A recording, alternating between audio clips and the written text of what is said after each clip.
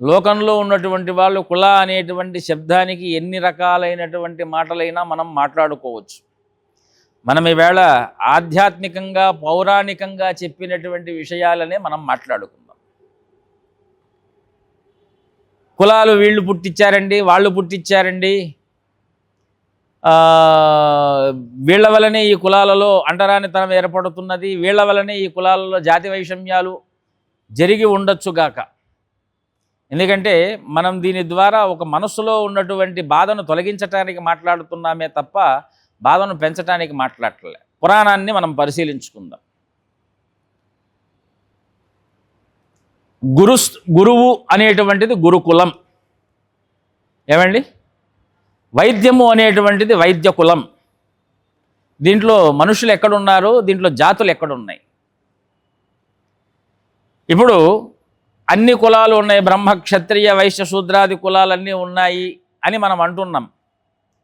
అవన్నీ కూడా వారి వారి నైపుణ్యానికి ఇచ్చినటువంటి ఒక బిరుదులు. అంటే బ్రహ్మము, వేదము, క్షత్రము క్షాత్రగుణం కలిగినటువంటివి, వైశ్యము మేధాశక్తి సంపత్తి కలిగినటువంటిది, శూద్రము శ్రమ కలిగినటువంటి, అంటే ఓర్పుతో దేన్నైనా సాధించటానికి కావలసినటువంటి. అందుకే అందరూ కూడా రైతులే. అంటే కుల వ్యవస్థ గురించి మాట్లాడాలి కాబట్టి ఆ పేర్లు చెప్పాం. మామూలుగా అయితే ఈ యొక్క అంశాన్ని మేము ప్రస్తావన చెయ్యం సాధారణంగా. కానీ అందరిలో ఒక అపోహ అంటూ ఉన్నదాన్ని తొలగించేటువంటి ప్రయత్నంలో మనం చెయ్యాలి కనుక ఈ 4 పేర్లకు కూడా మనము పురాణపరంగా తీసుకుంటే బ్రహ్మము, వేదము, ధర్మము.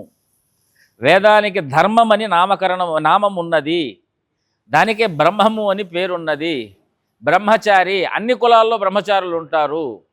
ఇది మనం బాగా గమనించవలసినటువంటి విషయము. అంటే వాళ్ళల్లో బ్రహ్మతత్వము నిబిడీకృతమై ఉన్నది.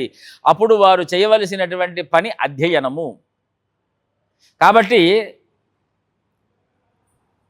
కృష్ణ పరమాత్మ ఒక మాట మనకు ఒక శరీరాన్ని చెప్తూ, ఒక శరీరానికి కౌమారం, యవ్వనం, జరా తథా దేహాంతర ప్రాప్తి ధీరస్తత్ర నముహ్యతే. ఏ విధంగా అయితే దేహానికి బాల్య, యవ్వన, కౌమార, జర, వార్ధక్యాలు ఉంటాయో అదేవిధంగా ఆ దేహంలో బ్రహ్మచారి అధ్యయనం చేసేటప్పుడు ఆయన బ్రహ్మవేత్తగా ఉంటాడయ్యా. యవ్వనం వచ్చేటప్పటికి క్షాత్రధర్మంతో ప్రతి ఒక్కరు కూడా ఊగిపోతూ ఉంటారు, కోపం ఉంటుంది, ఆవేశం ఉంటుంది, దాన్ని క్షత్రగుణంగా పిలిచారు.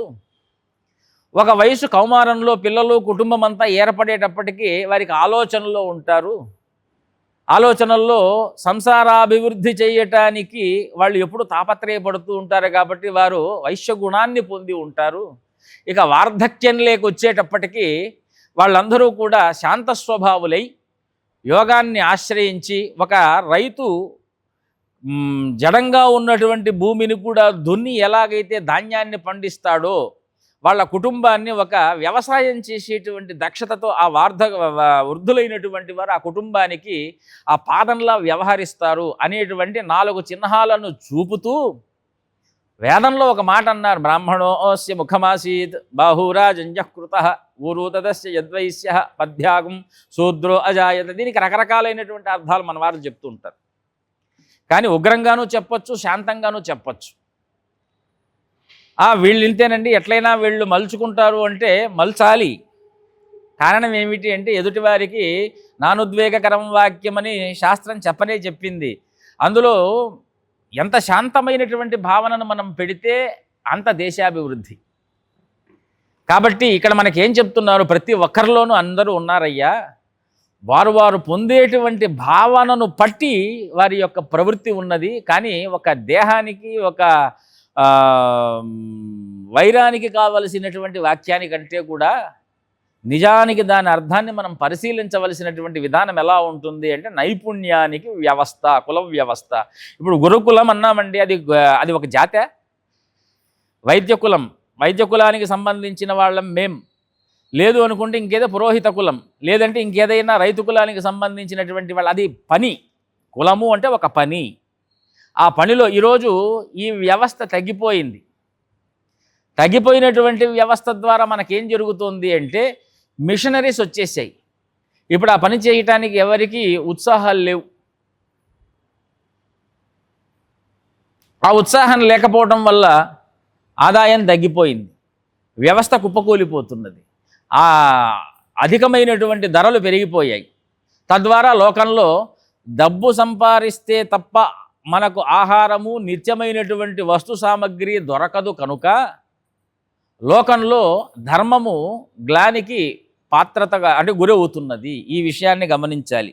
కాబట్టి కుల వ్యవస్థ అయినా అది మీరు ఎక్కడ పుట్టారు, ఎందుకు పెరిగారు, ఏం చేస్తున్నారు, ఈరోజు ఆధునిక విద్యల్ని అభ్యసిస్తున్నప్పటికీ కూడా మీరు ఏ వృత్తినైనా చేయండి, మన భారతదేశంలో వస్తు సామగ్రి విధానం తగ్గిపోకుండా చూడటమే కుల వ్యవస్థకు మూలం. ఇది ఉండాలా లేదా అనేటువంటిది మనం నిర్ణయించుకోవాల్సిందే తప్ప నిందకు మాత్రం గురి చేసుకొని దుర్భిక్షానికి గురి కాకుండా చూసుకోవటమే పూర్వుల యొక్క ఆశయంగా మేము ఈవేళ ఈ వాక్యాన్ని చెప్తూ ఉన్నాం.